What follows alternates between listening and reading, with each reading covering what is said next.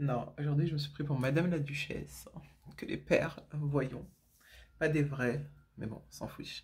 C'est le style qui compte, comme d'habitude. Je vous donne des détails. Voilà, voilà, voilà.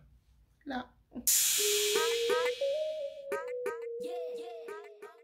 Coucou, bienvenue sur ma chaîne. Je suis contente aujourd'hui. Je sais pas, je suis contente de vous faire cette vidéo parce que c'est un truc qui me tient grave à cœur. On va parler de la confiance en soi.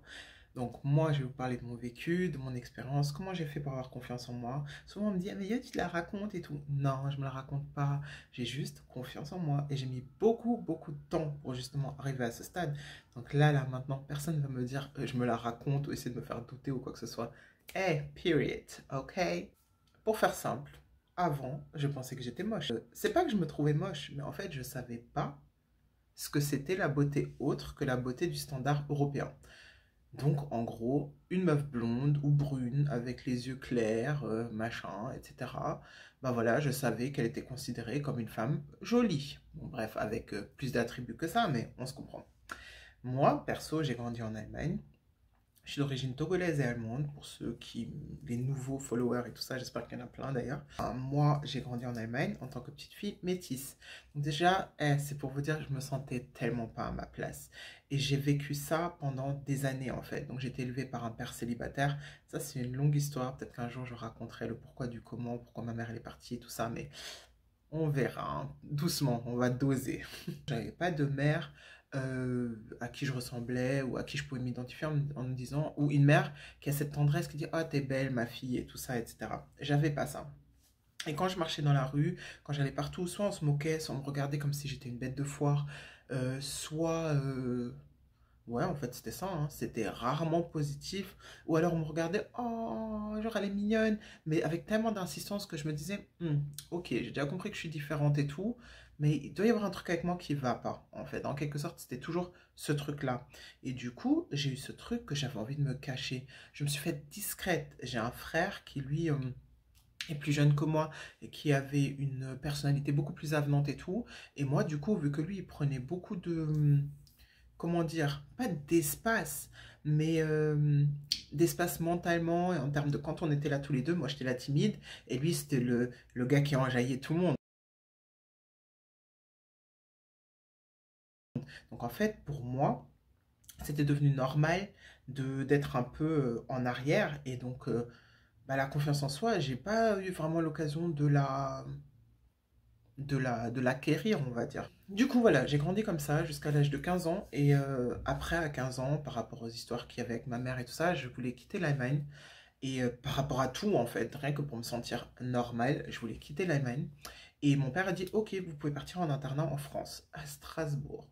Désolé les Strasbourgeois, mais voilà quoi. Moi, je voulais partir à Paname, tout ça, etc. Donc lui a dit, non, non, non, la ville française la plus proche de l'Allemagne. Donc j'étais en internat là-bas, pareil, il n'y avait pas trop de gens comme moi, il y avait quelques Tismé, quelques Renois, mais un style peut-être un peu différent, je sais pas. En gros, j'ai toujours pas été à ma place, j'ai toujours pas trouvé ma place, j'ai pas kiffé. Mais c'était déjà mieux que l'Allemagne. Donc, j'ai commencé à me faire un peu des copines, machin, tout ça, ça allait. Mais c'est à ce moment-là, en fait, que j'ai des gens qui ont commencé à avoir la rage contre moi, des meufs, en fait, dans mon lycée et tout ça. Et je comprenais pas pourquoi. Et j'avais un bon poteau qui me disait, ouais, elles sont jalouses de toi parce que t'es jolie et tout ça. Je disais, mais moi, je suis pas jolie. Enfin, moi, j'ai rien à voir avec une meuf belle, en fait. Et les gens comprenaient pas pourquoi j'agissais comme ça. En plus, déjà, j'ai toujours été ronde, donc du coup, enfin, même pas tellement à l'époque, mais vu qu'on me disait toujours, t'es grosse, machin, on me faisait beaucoup de reproches. Donc, dès le début, j'ai intégré ce truc de, je suis pas belle, je suis grosse, et je me cache sous des vêtements larges, et je me montre pas trop, je suis discrète, je parle vraiment que quand il faut, etc.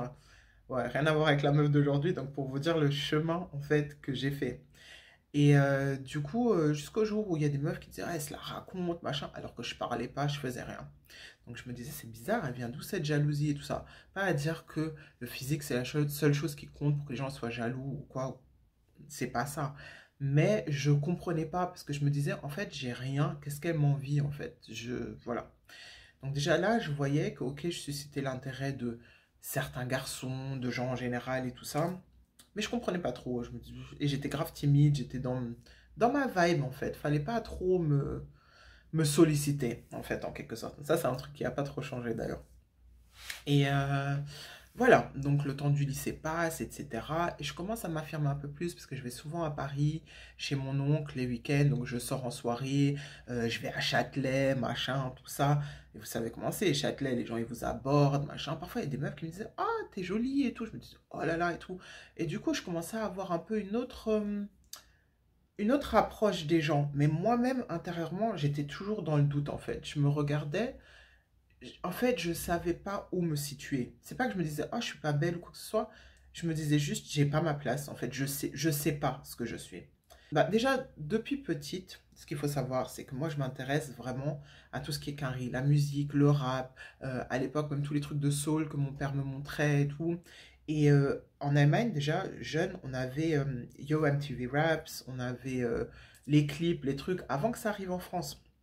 Donc moi, les seuls gens avec lesquels je m'identifiais, c'était les gens que je voyais dans ces clips, les meufs que je voyais Total, SWV, bref, c'est des groupes, à celles qui sont dans ma tranche d'âge ou ceux qui sont dans ma tranche d'âge, ça va vous parler, mais en tout cas des meufs Carrie, après Mary J. Blige, si vous la voyez dans Power, là, aujourd'hui, cette meuf, c'est une queen de ouf.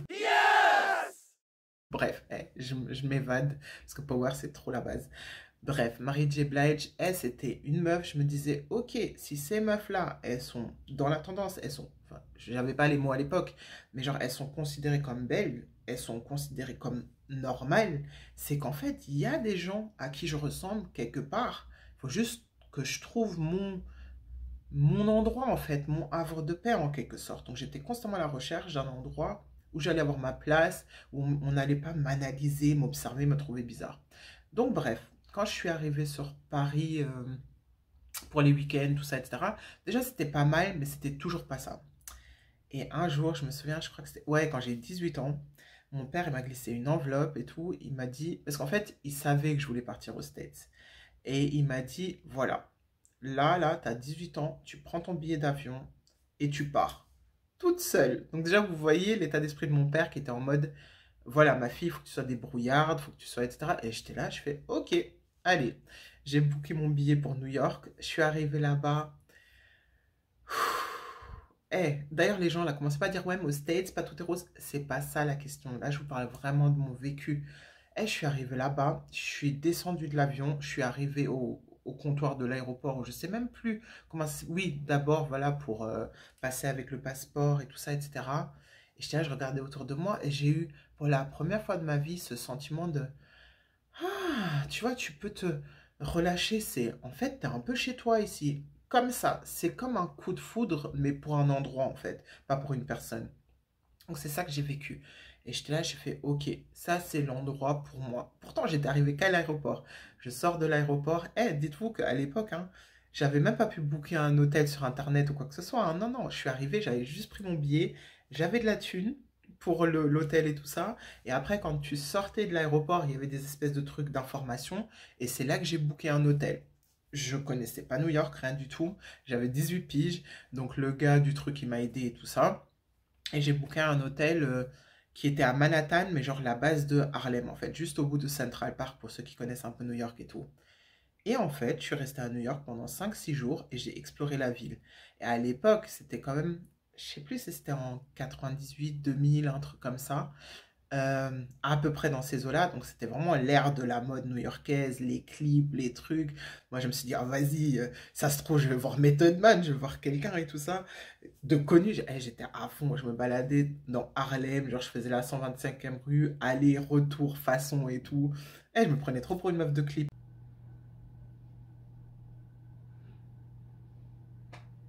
Et j'étais là, je me dis, vas-y, les gens, ils me ressemblent. Les gens, ils sont comme moi et tout ça. Et forcément, il y avait aussi beaucoup de commentaires de mecs et tout. Donc en gros, il y avait beaucoup de gens qui m'abordaient, mais des dames âgées aussi, ou des meufs qui me disaient, ah, t'es stylée et tout ça, t'es jolie, machin. Plein de commentaires positifs, plein de trucs. Et là, je me suis dit, attends, moi qui croyais tout le temps que j'étais genre invisible un peu et voilà, que en fait, je rentrais pas dans le cadre des standards de beauté, c'est juste que j'étais pas au bon endroit. Et en fait, ça m'a fait réfléchir, parce que je me suis dit, au final, qui définit cette beauté? Qui définit si on est beau, si on est quelqu'un en quelque sorte dans cette société ou pas? Bref, ceux qui définissent, en tout cas, c'est pas des Renois déjà de base, peut-être plus maintenant grâce aux réseaux sociaux, mais à l'époque, pas du tout. Donc dans tous les cas, je pouvais pas ressembler à ce qu'on attendait. Donc c'est à partir de ce moment-là que j'ai commencé à comprendre qu'il fallait vraiment que je sois moi-même et que qu'il fallait que j'avance avec tout ça en fait, là, avec qui je suis, avec cette enveloppe corporelle, comme on dit. Et du coup, je sais que ça, c'était mes premières expériences. Je me suis sentie bien, je me suis sentie apaisée, je me suis pas sentie analysée, regardée. Parce que figurez-vous qu'en Allemagne, il y a des gens qui passaient à côté de moi, qui me regardaient, qui disaient oh là là, elle est moche, elle. J'ai entendu des trucs de ouf, en fait. Vraiment des trucs pour détruire votre âme, votre esprit, votre intérieur. Jusqu'à aujourd'hui, je, quand je parle de ça, voilà.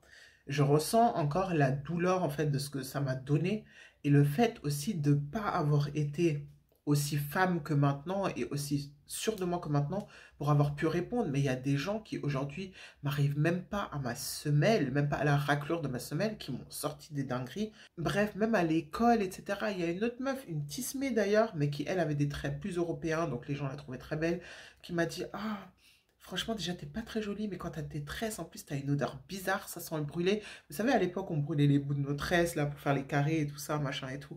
En fait, et tout le monde me regardait quand on se disait, ouais, bah, de toute façon, elle est noire, elle pue et tout. Ouais, c'était pas facile tous les jours. J'ai vécu que des trucs comme ça. Et, euh, et mon père, en fait, il était très en mode ouais, c'est comme ça, faut être taf, faut être dur, de toute façon. Donc, je comprends, il a voulu me donner la force, machin et tout ça, mais moi, intérieurement, ça m'a vraiment laissé des séquelles en quelque sorte pendant très très longtemps. Et d'ailleurs, jusqu'au point où je déteste aller en Allemagne aujourd'hui, je déteste quand j'y suis, les gens me regardent. Ça se trouve, ils me regardent pour un truc positif, mais moi, j'aime pas. C'est trop un traumatisme en fait. Comme quoi, hein, l'enfance, ça nous marque vraiment un truc de fou. Bref, donc en gros, j'ai passé du temps à New York. Après, je suis revenue en France, j'ai voyagé. Bref, c'est une longue histoire. Mais voilà, j'ai passé du temps au Canada et j'ai vu que, en fait, j'avais ma place dans cette société. Et plus je voyageais, plus je parlais avec des gens différents, plus moi aussi, bah, je m'instruisais, j'avais des connaissances. Et je voyais qu'en fait, je grandissais en tant que femme, euh, en tant que personne, en tant qu'être humain, que j'apportais en fait quelque chose, soit des conseils, soit de la bienveillance, tout ça en fait à des gens. Et que j'étais pas moche comme je le pensais aussi physiquement. Et je commençais à m'apprécier. Je me regardais dans le miroir, j'aimais ce que je voyais. Bien évidemment, il y a des complexes, il y a des trucs, il y avait toujours quelque chose, mais ça prenait plus mon tout en fait, c'était plus ça qui m'animait en fait. Je me disais ah, j'aimerais bien que ça ce soit différent comme tout le monde, mais c'était plus une obsession ou un truc qui faisait que j'avais envie de me cacher, parce que figurez-vous que là je voulais insérer des photos, etc., mais j'en ai quasiment pas parce que je fuyais les photos, je faisais tout pour qu'on me prenne pas en photo, parce que dès que c'était d'un mauvais angle un truc, pour moi c'était genre déprimant en fait. Ça me faisait descendre comme ça en fait mentalement et j'allais vraiment pas bien. Entre-temps, je suis devenue maman. En tant que maman aussi, c'est un autre rôle. Tu prends de l'assurance parce que tu t'occupes d'un être humain.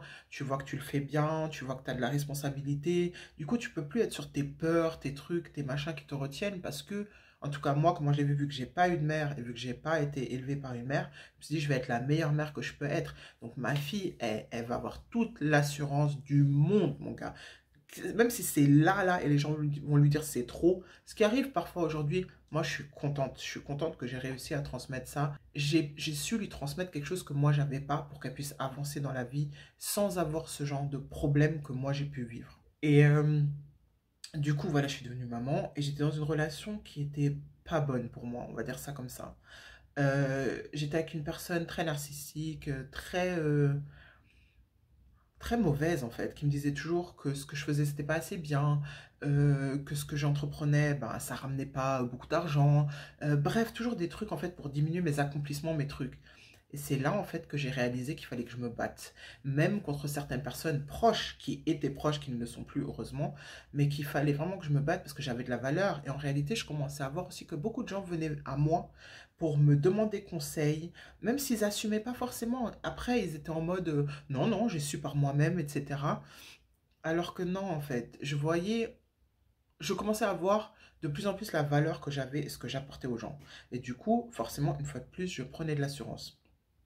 Et je pense que une fois que j'ai quitté cette relation-là avec cette personne très toxique après tellement d'années, et ben c'est là que j'ai vraiment commencé à voir qui j'étais, ce que j'avais traversé toutes ces années-là avec cette personne, ce que j'ai pu construire malgré ça.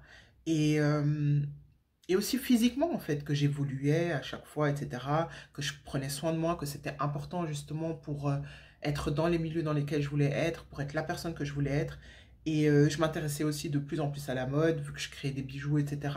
Donc du coup, j'ai commencé à, comment dire, j'ai commencé à définir mon style de plus en plus, à voir ce qui me plaisait, ce qui me plaisait pas, à voir ce qui m'allait moins, etc. Et du coup, en fait, je suis devenue la femme que je suis petit à petit, en grandissant, et en vraiment voyant moi-même ma valeur. Les gens me le disaient de plus en plus. Et réellement, quand j'étais sortie de cette relation, j'ai pris un cahier et j'ai noté tout ce qui était bien chez moi. Et tout ce que j'avais, que les gens appréciaient, tout ce que j'avais que moi-même j'appréciais chez moi, ma valeur, etc. Et les jours où j'étais déprimée, je prenais mon cahier et je lisais ça et je me disais, hé, Amélie, t'es une bête de meuf, les gens ils s'en foutent à te manquer de respect.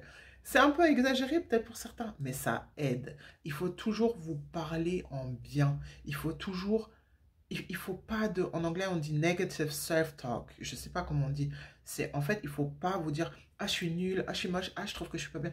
Parfois je le fais, hein. J'ai eu un bébé il y a quelques mois et j'ai un, comment ça s'appelle là, un écartement des abdominaux. Et donc du coup mon ventre il est plus présent qu'avant alors que ça a été déjà mon grand complexe avant. J'avais fait du sport, j'ai taffé dessus, j'étais contente à un moment donné avec les résultats, boum je tombe enceinte, maintenant j'ai ça. C'est pour ça d'ailleurs j'ai tardé avant de faire mes premiers hauls YouTube et tout ça, parce que c'est un nouveau complexe qui est venu après tout ce que j'ai dû surmonter pour me construire. Mais au final, même ça, j'ai arrêté de me dire, hey, peut-être qu'un jour je vais le régler de façon chirurgicale ou pas, etc. Bref, il y a des solutions pour ça, mais en attendant, il faut que je m'aime maintenant dans qui je suis pour pouvoir avancer et pour pouvoir transmettre cette énergie. Parce que de base, je savais pas trop ce que je voulais faire avec ma chaîne YouTube. Je vais faire des trucs de mode, etc. Forcément, parce que ça me ressemble. Mais en même temps, depuis que j'ai TikTok, je vois aussi que mon approche de la vie, eh ben, elle résonne avec pas mal de gens. D'ailleurs, depuis que j'ai TikTok, suivez-moi, elle résonne avec pas mal de gens. Et du coup, j'ai envie aussi d'apporter ce que je suis, mes conseils, mes opinions, mes avis, et de pouvoir en fait créer une sorte de plateforme d'échange aussi, que les meufs elles se sentent encouragées, si elles sont dans la situation que moi j'ai peut-être déjà vécu, en fait d'apporter mon aide et d'apporter mon encouragement pour que les gens se sentent bien, parce que j'ai remarqué qu'il n'y a rien de tel que de dire ou faire quelque chose pour une personne pour qu'elle se sente bien. Il y a pas plus, comment dire, il n'y a pas plus gratifiant en fait en réalité. Mais bon, revenons au truc de la confiance en soi. Si par exemple vous êtes dans la situation où vous n'avez pas noté tous les trucs qui sont en votre faveur, ne notez pas les trucs négatifs et tout ça. Et honnêtement, les jours où tu te sens vraiment pas belle, ou tu es saoulé, ou ton gars t'a fatigué, ou ton ex t'a fatigué, ou j'en sais rien, ou les gens t'ont fatigué au taf, tu te mets en mode fraîche, tu te regardes dans le miroir et tu dis, hé, je suis une bête de meuf, qui me peut en réalité? Le truc d'être toujours humble, toujours en retrait, tout ça, ça ne nous fait pas avancer. Ça ne veut pas dire qu'on va se mettre au-dessus des gens, etc. Non, mais à un moment donné, il faut se valoriser et il faut se valoriser soi-même. Et moi, je suis arrivée au stade aujourd'hui où je sais ce que je vaux, j'accepte plus de bullshit, de conneries, etc. Moi, je veux ce que je veux, je vaux ce que je vaux et j'aurai ce que je veux et ce que je vaux. Voilà, c'est tout. Donc, c'est comme ça que j'ai fait, en fait, en me disant, moi, tout le temps, ce que je vaux, qui je suis, qui je veux être. Et parfois, je dévie. Il y a des jours où c'est pas ouf. Il y a des jours où je suis en mode, ah non, ça va pas. Ah, j'ai grossi, ah, machin. Parce que moi, forcément, enfin, forcément, mais bon, vous voyez que je suis une meuf ronde. Donc, le truc le plus... qui me fatigue le plus, c'est quand je prends du poids ou quand machin, mon complexe, il sera plus orienté vers ça. Et encore, je dis complexe parce qu'en vrai, je sais que ça me va bien, je sais que moi, bon, c'est toujours bien de perdre 2-3 petits kilos parce que voilà, c'est bien pour pouvoir mettre tous les vêtements qu'on veut. Mais en réalité, c'est pas ça qui me définit. Et moi, je suis contente de ce à quoi je ressemble. Et honnêtement, je suis arrivée à un stade aujourd'hui. Si tu me dis, ouais, t'as envie d'échanger avec quelqu'un, Beyoncé ou machin, non, je veux pas. Moi, je m'aime comme je suis. Je suis contente de la femme que je suis devenue. Et j'ai envie d'échanger avec personne. Et ça, c'est vraiment quelque chose que je vous souhaite à tous. Et sinon, justement, en parlant de TikTok, d'Insta, tout ça, suivez-moi. Franchement, ça fait plaisir aussi. C'est bien quand vous regardez et tout, mais donnez la force, soutenez, parce que je crée du contenu, j'ai envie que ce contenu vous parle, mais j'ai envie d'être motivé aussi. Bien sûr, je me motive moi-même, mais quand quelqu'un like, commente, partage, ça motive d'autant plus. Je vous souhaite de vous aimer, d'avoir confiance en vous et d'avancer dans vos projets, d'être épanoui et heureux. Voilà. Ciao, ciao. À bientôt pour une prochaine vidéo.